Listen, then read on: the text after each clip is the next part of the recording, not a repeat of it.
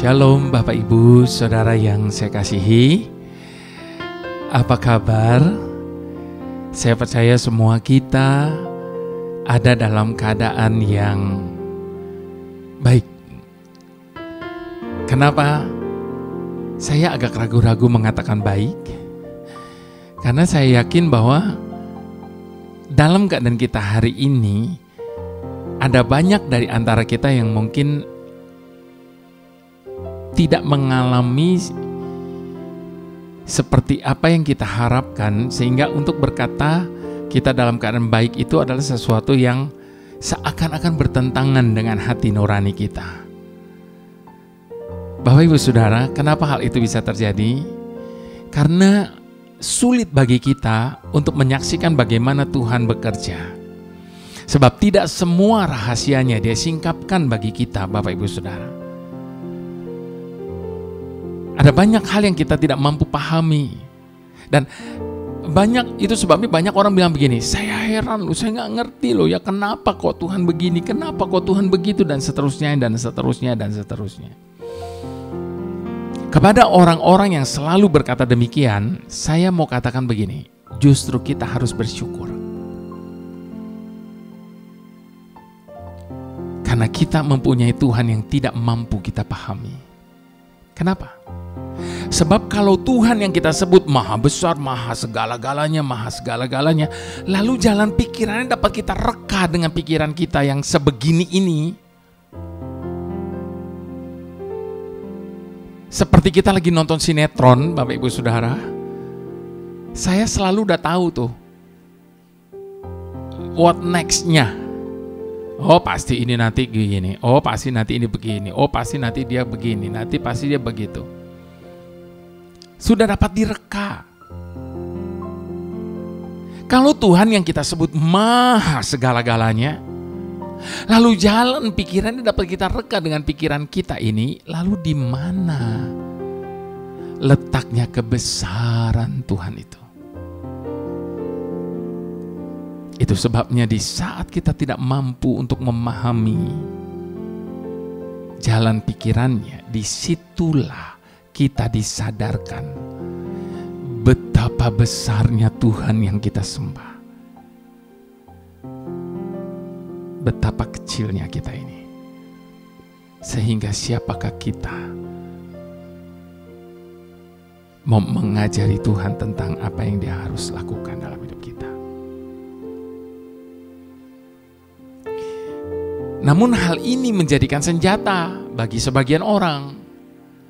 Mereka berkata begini, kan Tuhan itu maha besar. Saya tidak pernah mampu memahami jalan pikirannya, saya tidak mengerti. Jadi kalau saya salah jalan, kalau saya salah begini, salah begitu, ya harus dimaklumi lah. Karena saya kan gak bisa memahami kehendak Tuhan.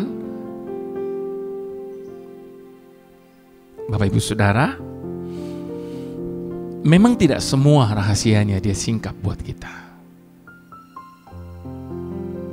Tapi maksud dan rencana Tuhan Dia pasti beritahu bagi kita apa yang harus kita lakukan, apa yang harus kita buat dalam hidup ini. Bagaimana kita bisa tahu?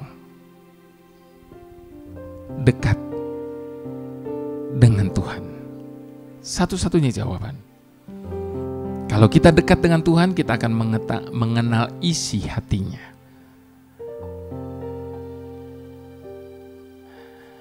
Orang yang pacaran, lalu kemudian mereka menikah, kemudian beberapa waktu, gak lama cerai.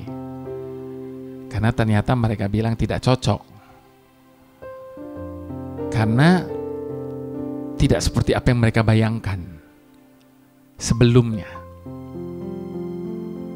Namun, ada juga pasangan suami istri yang sudah hidup sekian lama. Ketika mereka berkomunikasi atau bertanya satu dengan yang lain, sometimes mereka tidak perlu jawab dengan kata-kata. Dengan ekspresi muka, dengan sedikit gerakan, pasangannya sudah tahu apa maksudnya, apa maunya, dan seterusnya. Nah, di dalam konten kali ini saya ingin mencoba untuk bersama-sama kita merenungkan bagaimana kita bisa mengerti kehendak Tuhan. Sekalipun tidak akan pernah mampu untuk memahami seluruh jalan-jalannya bagi kita. Sebab seperti tadi saya katakan, ada bagian-bagian di mana rahasianya Dia memang tidak singkapkan bagi kita. Namun sebelumnya mari kita berdoa terlebih dahulu, Bapak Ibu Saudara. Setiap kali kami berbicara tentang Engkau Tuhan, kami selalu terkagum-kagum akan kebesaran-Mu atas hidup kami, Tuhan. Engkau berfirman, adapun jalan-Mu, pikiran-Mu, rancangan-Mu jauh lebih tinggi dari jalan, pikiran, dan rancangan hati kami. Jauh lebih tinggi. Namun seringkali, sekalipun Kau sudah memperingati kami akan hal itu, kami mencoba untuk memahami segalanya. Dan di saat kami tidak mampu untuk menyelami dan memahaminya, lalu kami selalu dengan cepat sampai kepada kesimpulan, Engkau tidak adil, Engkau tidak peduli, Engkau berpangku tangan, dan seterusnya. Saat ini Bapa, kami mau datang di hadapan-Mu merendahkan hati kami dan mengakui akan kebesaran-Mu, akan betapa tingginya jalan, pikiran, dan rencana-Mu, rancangan-Mu. Itu sebabnya bukan bagian kami untuk memahami setiap jalan, pikiran, dan rancangan itu. Bagian kami adalah selalu setuju dengan-Mu, Tuhan. Ngerti atau enggak ngerti, kami tetap mau setuju. Sebab kami tahu satu hal, Engkau tidak pernah merancangkan yang buruk atas hidup kami. Dan rancangan-Mu itu tidak pernah gagal atas hidup kami. Haleluya.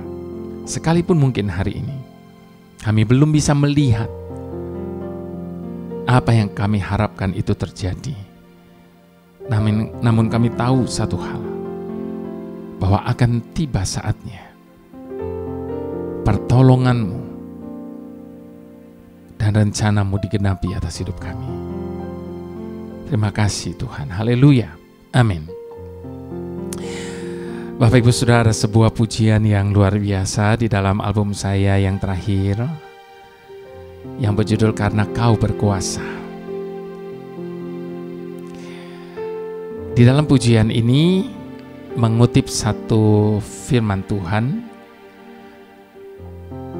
bahwa sekalipun yang kita lihat hari ini hanya setapak awan, maka Dia berkuasa untuk mendatangkan hujan bagi setiap kita yang percaya. Mari kita sama-sama mau belajar pujian ini. Bila Kau Tuhan telah berjanji, tiada satu pun Kau ingkari. Dengan imanku takkan berhenti mengharapkan jawaban-Mu, karena Kau berkuasa mendatangkan hujan, walau yang kulihat hanyalah setapak awan. Bukan selalu percaya ada waktunya Kau datang membawa pertolongan, karena Kau berkuasa mendatangkan hujan. Walau yang kulihat hanyalah setapak awan, bukan selalu percaya ada waktunya Kau datang membawa pertolongan. Mari sekali lagi sama-sama kita mau katakan, bila Kau Tuhan telah berjanji, tiada satu pun Kau ingkari. Dengan imanku takkan berhenti mengharapkan jawabanmu, karena Kau berkuasa mendatangkan hujan. Walau yang kulihat hanyalah setapak awan, ku kan selalu percaya ada waktunya Kau datang membawa pertolongan, karena Kau berkuasa mendatangkan hujan. Walau yang kulihat hanyalah setapak awan, ku kan selalu percaya ada waktunya Kau datang membawa pertolongan. Segala sesuatu ada waktunya, demikian firman Tuhan katakan. Dan Tuhan berjanji Dia akan menjadikan segalanya indah pada waktunya. Bagian kita hanya mempercayai akan janji Tuhan ini. Saya mau ajak kita buka sama-sama firman Tuhan dari kitab Yohanes 11 ayat yang pertama sampai ke 44. Dan judul dari perikop ini, Lazarus dibangkitkan. Ada seorang yang sedang sakit, namanya Lazarus. Ia tinggal di Betania, kampung Maria dan adiknya Marta. Maria ialah perempuan yang pernah meminyaki kaki Tuhan dengan minyak mur dan menyekanya dengan rambutnya. Dan Lazarus yang sakit itu adalah saudaranya. Kedua perempuan itu mengirim kabar ke Yesus, "Tuhan, dia yang Engkau kasihi sakit." Ketika Yesus mendengar kabar itu, Ia berkata, "Penyakit itu tidak akan membawa kematian, tetapi akan menyatakan kemuliaan Tuhan, sebab oleh penyakit itu Tuhan akan dimuliakan." Nah, Bapak Ibu Saudara, seandainya mereka memegang ayat ini, satu ayat ini saja janji Tuhan, mestinya semuanya akan calm down. Semuanya harusnya akan tidak terjadi seperti apa yang akan kita baca nanti. Nah, lalu kemudian Yesus memang mengasihi Marta dan kakaknya dan Lazarus. Namun setelah didengarnya bahwa Lazarus sakit, Ia sengaja tinggal 2 hari lagi di tempat di mana Ia berada. Tetapi sesudah itu Ia berkata kepada murid-muridnya, "Mari kita kembali lagi ke Yudea."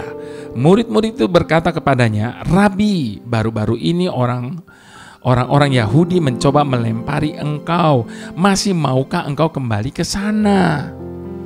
Jawab Yesus, "Bukankah ada 12 jam dalam satu hari? Siapa yang berjalan pada siang hari kakinya tidak terantuk, karena ia melihat terang dunia ini. Tetapi jikalau seorang berjalan pada malam hari, kakinya terantuk karena terang tidak ada di dalam dirinya. Demikianlah perkataannya, dan sesudah itu ia berkata kepada mereka, Lazarus, saudara kita, telah tertidur. Tetapi aku pergi ke sana untuk membangunkan dia dari tidurnya. Maka kata murid-murid itu kepadanya, Tuhan, jikalau ia tertidur, ia akan sembuh. Tetapi maksud Yesus ialah tertidur dalam arti mati. Murid-muridnya nggak ngerti, Bapak Ibu Saudara. Dan dia berkata itu bahwa kalau dia tidur nanti toh dia akan bangun sendiri, dengan maksud supaya mereka tidak berangkat ke Yudea, karena murid-muridnya takut karena beberapa waktu yang lalu Tuhan Yesus dilempari batu di sana. Jadi dia nggak mau, mereka nggak takutlah kembali ke Yudea. Makanya dia pakai berbagai alasan. Namun demikian, Tuhan Yesus berkata,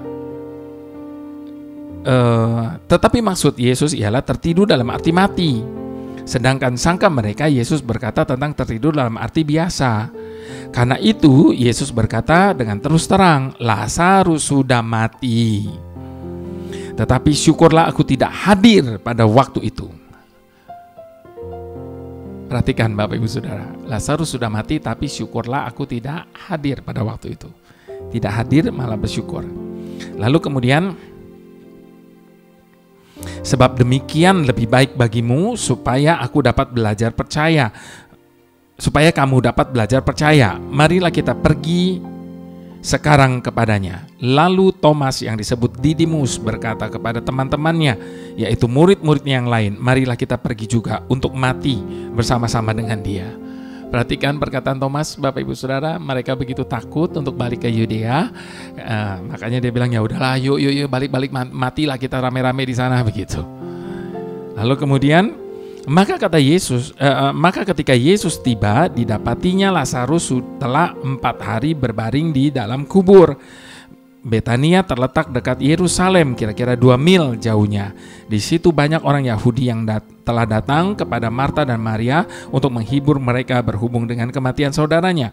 Ketika Marta mendengar bahwa Yesus datang, ia pergi mendapatkannya, tetapi Maria tinggal di rumah.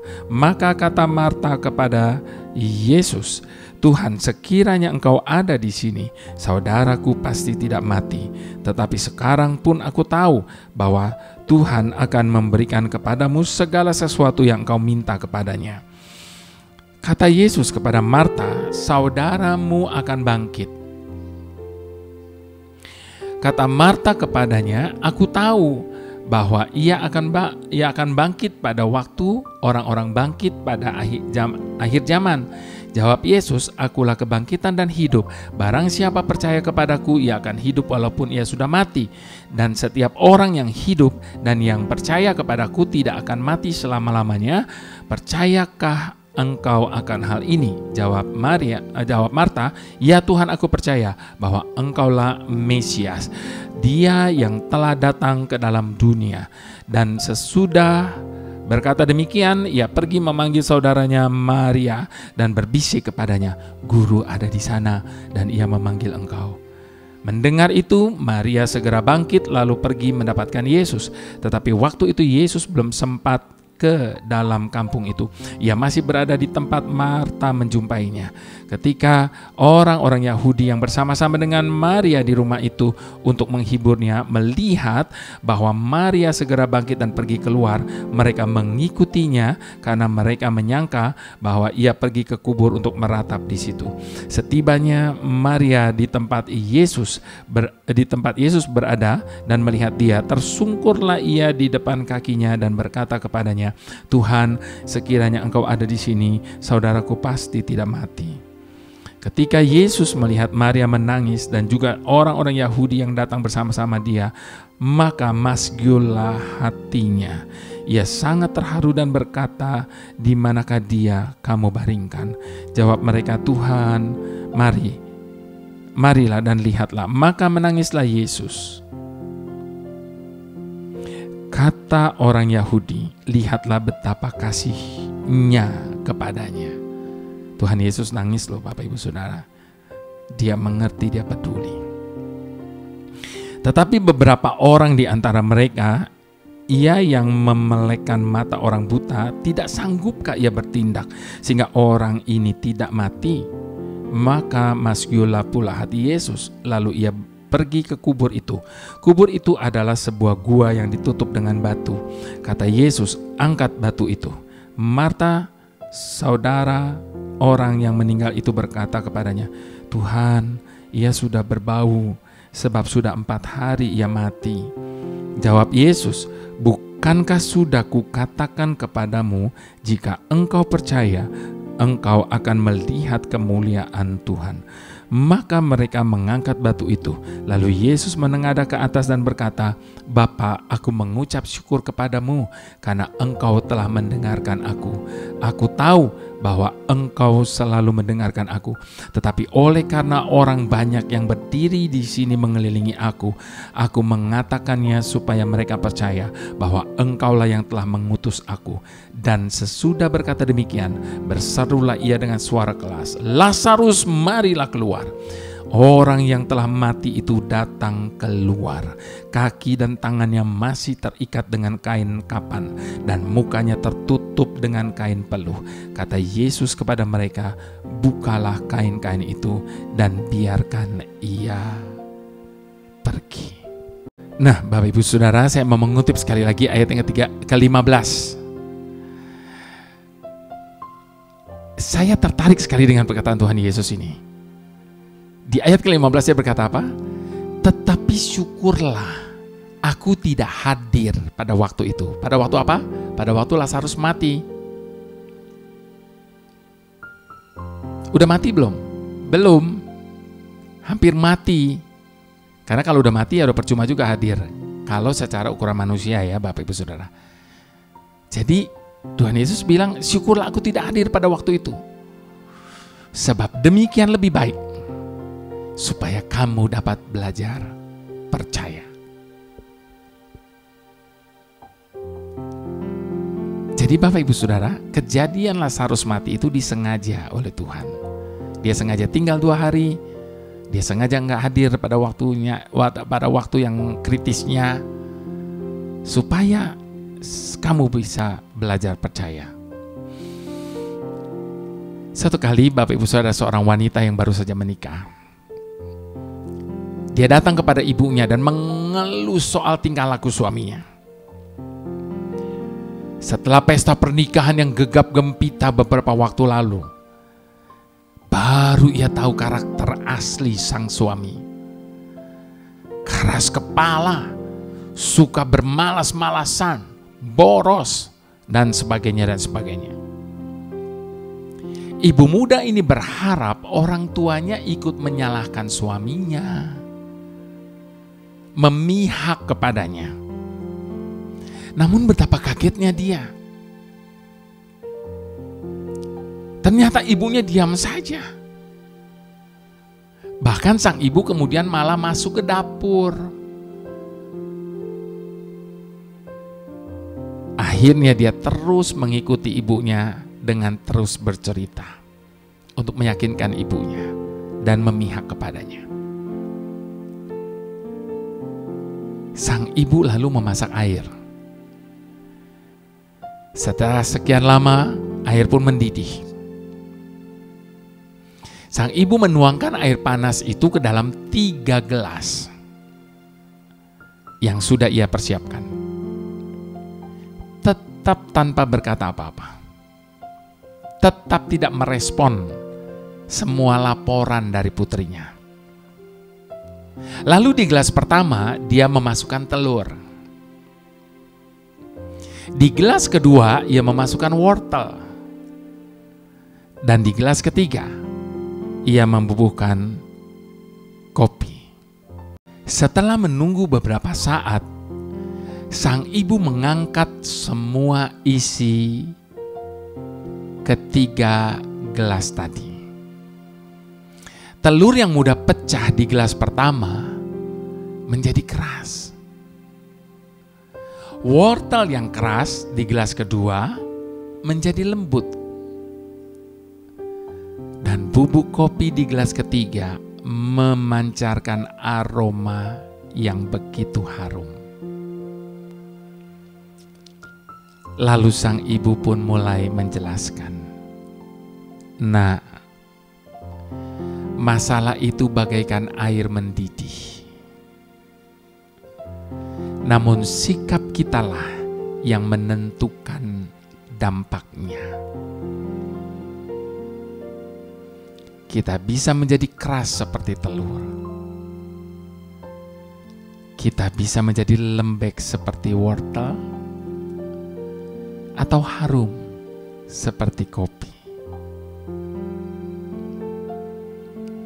Dalam tiap masalah, Bapak Ibu Saudara, sebenarnya tersimpan mutiara iman yang berharga. Sangat mudah untuk bersyukur saat keadaan baik-baik saja. Beberapa orang bahkan bisa tetap bersyukur saat masalah terjadi dalam beberapa waktu. Tetapi apakah kita tetap dapat percaya saat pertolongan Tuhan seakan tidak kunjung datang? Saat ini kita mau belajar bahwa ada 3 reaksi yang pada umumnya orang lakukan di saat masalah itu datang. Yang pertama, ada yang menjadi lembek, yaitu orang yang suka mengeluh, orang yang suka mengasihani diri, merasa diri paling susah.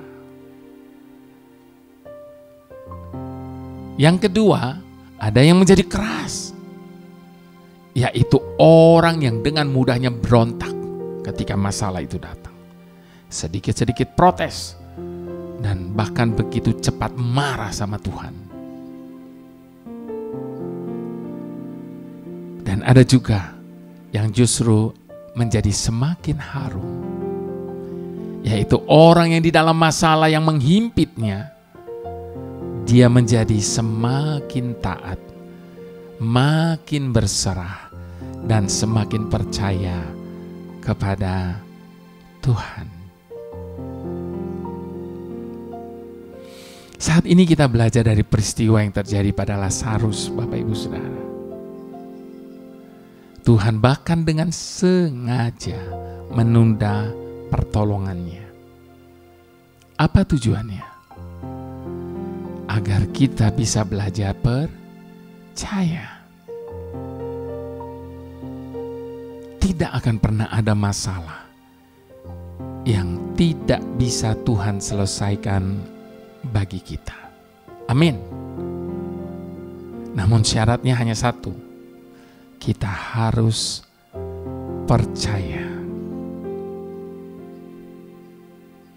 bahwa Ia bisa menjadikan masalah yang terberat dalam hidup kita sekalipun untuk satu tujuan mulia, bagi kemuliaannya dan keselamatan diri kita sendiri.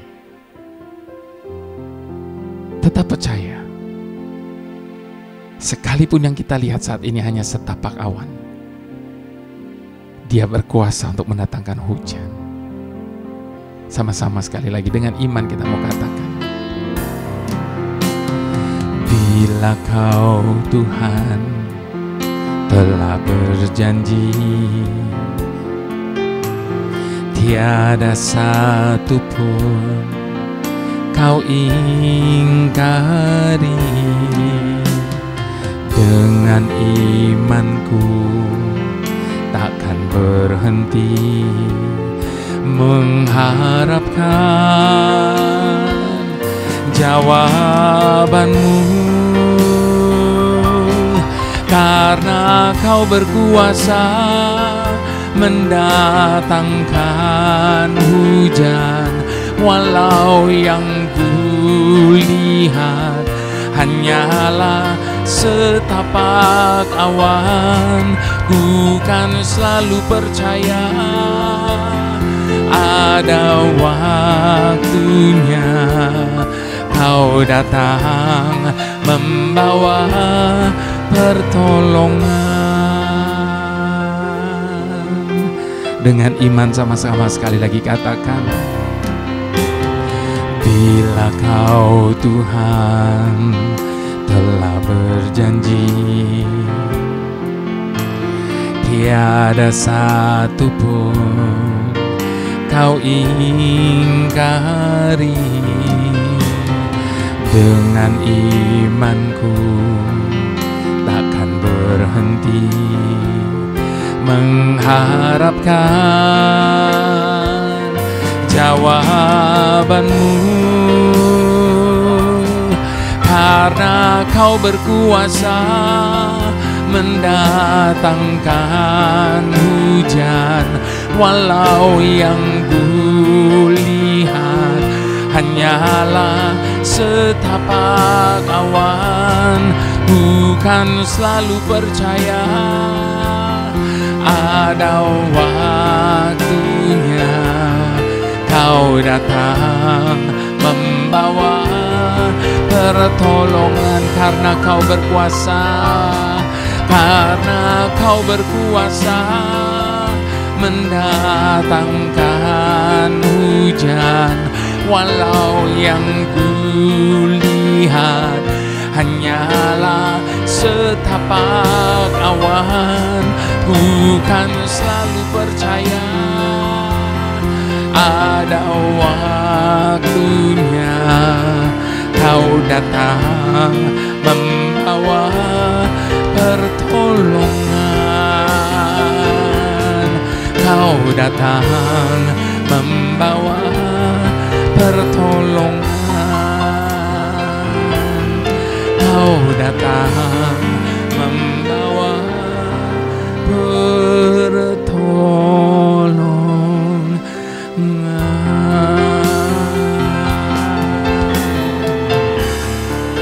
Kami percaya pertolongan Tuhan tak akan pernah berlambat. Tepat waktu, hanya waktu-Mu Tuhan.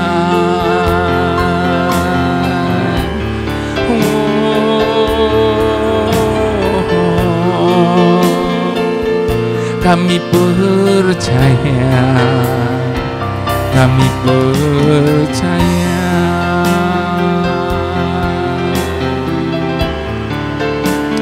Kalaupun hari ini seakan-akan Tuhan begitu berlambat-lambat, kalaupun hari ini seakan-akan Tuhan sedang berpangku tangan, bahkan sekalipun hari-hari ini mungkin seakan-akan Tuhan sedang tidak mau menolong, tetap setia, tetap percaya. Sebab kesetiaan dan kepercayaan kita akan menggerakkan kuasa Tuhan untuk bekerja menyelesaikan semuanya bagi setiap kita.